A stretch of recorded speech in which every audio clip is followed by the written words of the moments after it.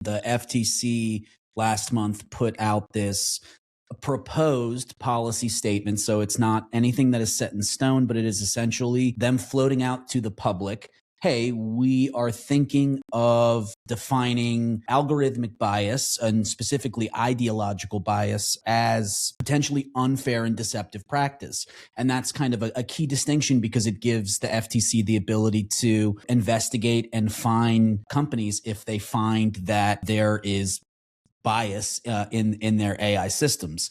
If you go and you look at the kind of examples that the FTC is bringing up, a lot of it seems to focus more on the administration's ideological enemies. Anthropic is mentioned a lot in the footnotes of this policy statement. Grok isn't mentioned at all, despite Elon Musk having sort of clear public examples where he's put his thumb on the scale of Grok.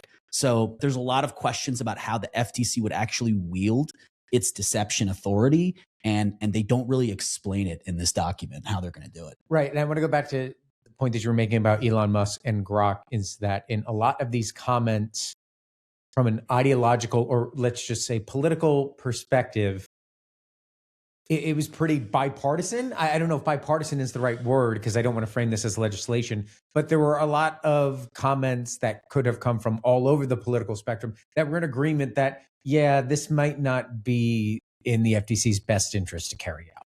Yeah, I mean, I think one of the groups that we featured that was very supportive of this was the America First Legal Foundation, which is... This president has literally saved America, and I could not be prouder. Stephen Miller, top White House advisor, nonprofit that he founded, and they sort of adopt what the FTC's, argument here is in this policy statement, which is essentially that a reasonable consumer would not expect that their AI product would prioritize, in their view, liberal viewpoints on certain issues over, fair and unbiased information.